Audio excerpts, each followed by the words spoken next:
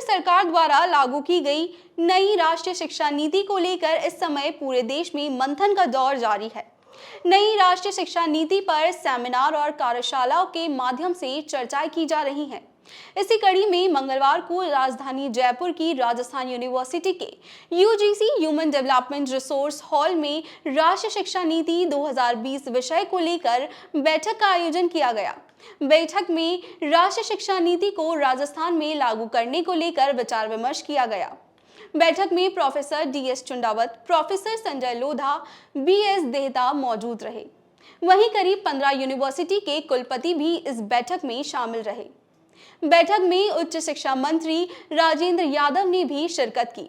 इसके साथ ही नई राष्ट्रीय शिक्षा नीति को लेकर विभिन्न पहलुओं पर चर्चा की गई। जो 2020 एजुकेशन पॉलिसी है उसको धीरे धीरे लागू कर रहे हैं। बीच में कोरोना काल रहा जिसकी वजह से थोड़ा उन चीज़ों को इम्प्लीमेंटेशन में डिले हुआ है, और निश्चित तौर पे उसके साथ साथ इस मीटिंग का जो फ़ायदा है वो है कि हमारी विभिन्न यूनिवर्सिटीज़ क्या कर रही हैं, उनकी क्या प्रॉब्लम्स हैं, वहाँ किस तरीके की रिसर्च हो रही है, किस तरीके के बच्चों का वहाँ रुझान है, इस पे भी खुल के चर्चा सब आपस में कर रहे हैं। और इसके साथ साथ जो चुंडावत जी हैं इसके वाइस चेयरमैन कमेटी के, इन्होंने भी इस पे बड़ा अच्छी मेहनत करके एक चीज़ करी, ताकि 3 महीने के अंदर हमने मीटिंग की बात रखी थी, वो 3 महीने में दोबारा हुई। और आगे आने वाले टाइम में हम ये मीटिंग अलग अलग यूनिवर्सिटीज़ में जाके रखेंगे, ताकि लगातार 2 महीने के अंदर हमारे सारे यूनिवर्सिटीज़ के वाइस चांसलर, विभिन्न शिक्षाविद जो हमारे इस परिषद के मेंबर हैं, मैं खुद वहाँ जाके मीटिंग लें, सब लोग मिलें और कौन से नए सब्जेक्ट ला सकते हैं, कौन से रोजगार उन्मुख विषय ऐसे हों जिनके ऊपर नए तरीके से काम कर सकें, नेक का जितना जल्दी हो इम्प्लीमेंटेशन कर सकें, इसके ऊपर ये पूरा सेमिनार रखा है, जिसका पहला पार्ट अभी ख़त्म हुआ, अभी आगे शुरू कर। हिंसा की तरफ बढ़ रहे हैं आपने कहा। निश्चित तौर पे आप देखें अभी जो भी कांड हुए हैं 3-4 जिनके अंदर नाबालिग बच्चों का इन गैंगस्टर्स ने इस्तेमाल किया है, और बच्चों के अंदर भी एक इस तरह की प्रवृत्ति देखने को मिल रही है, जो 15, 16, 12 साल से ऊपर के बच्चे हैं जो ये टीवी पे या एंड्रॉयड फ़ोन पे अलग अलग चीज़ें देखते हैं, तो वो उनको इस तरफ एक बढ़ावा मिल रहा है। वो कैसे उनकी मानसिकता को बदलें, इसके ऊपर भी बड़ा गंभीर मामला सोचने की ज़रूरत है। मंत्री जी, हमारे प्रदेश में जो नैक एफिलिएटेड कॉलेज या विश्वविद्यालय है वो महज एक है। श्रीमान, नैक एफिलिएटेड, नैक ग्रेडेड जो हैं उसके ऊपर हम लोग काम कर रहे हैं। समस्याएं भी हैं उसमें, फाइनेंशियल चीज़ें भी हैं, प्राइवेट को हम एक साथ सबको दबाव नहीं दे सकते, हर कॉलेज संस्था के पास उतना संसाधन भी नहीं है।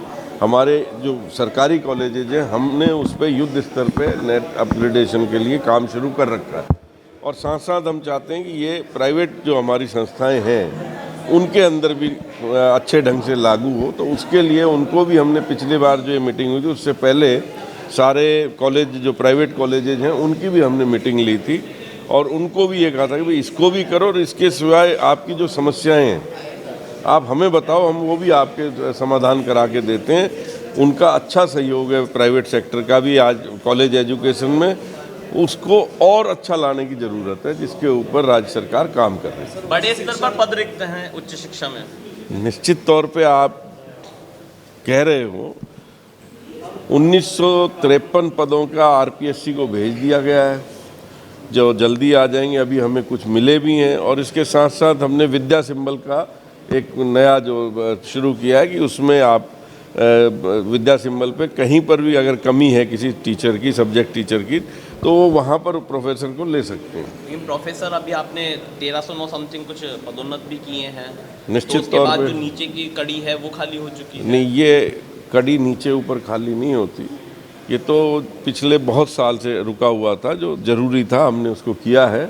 और अभी हमारा जो है सोसाइटी के जो हमने जो बनाई है राजस्थान की एजुकेशन सोसाइटी, उसके तहत भी अभी हम लोग काफ़ी बड़ी भर्ती इसमें लेंगे।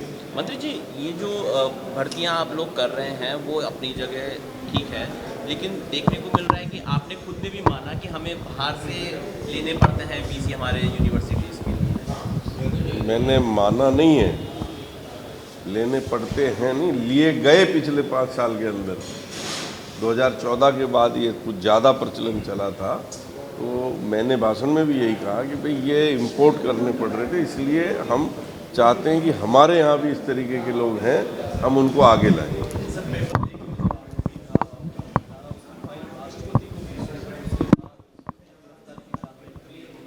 आप फाइल राष्ट्रपति को भेजें, क्या करते हैं ये मैं नहीं मान सकता।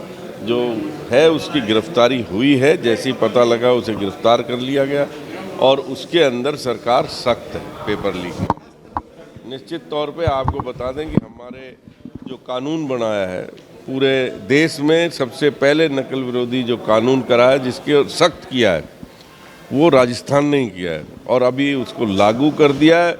और अब पेपर लीक वाले जो लोग करने की मंशा रखते हैं, उनके मन में भी भय है, और मैं कहना चाहूँगा कि उनको हम कानून के कटघरे के अंदर लाके कड़ी से कड़ी सज़ा दिलवाएंगे। निश्चित तौर पे अभी भय का इनके अंदर माहौल भी बना है, और अब जो हमारे जो भी पेपर ऐसे होंगे जो भर्ती वाले, उनके अंदर आपको देखने को मिलेगा कि बर्खास्त करने की कार्रवाई चल रही है जी। बाबूलाल कटारा को बर्खास्त करने। बाबूलाल कटारा प्रशासनिक उसमें है, उसके खिलाफ जो भी कार्रवाई होगी वो माननीय मुख्यमंत्री जी के यहाँ है, और जो हमारा प्रशासनिक विभाग है वो देख रहा है। उसमें निश्चित तौर पे सख्ती से कानून जो अपना काम करेगा। संपत्ति भी जब्त करवाई जाएगी। जो भी उसके खिलाफ आरोप बनता है, उसके तहत सख्त से सख्त कानूनी कार्रवाई होगी। सर, आपने कहा कि यूनिवर्सिटी में उपस्थिति कम रहती है। निश्चित तौर पे, तो इसमें क्या नई बात कही है, तो है ही यूनिवर्सिटीज़ में। क्या हमारे कॉलेज एजुकेशन में बिल्कुल हम लोग कोशिश कर रहे हैं मैकेनिज्म इसके लिए करने की कि बच्चों को अच्छा माहौल मिले।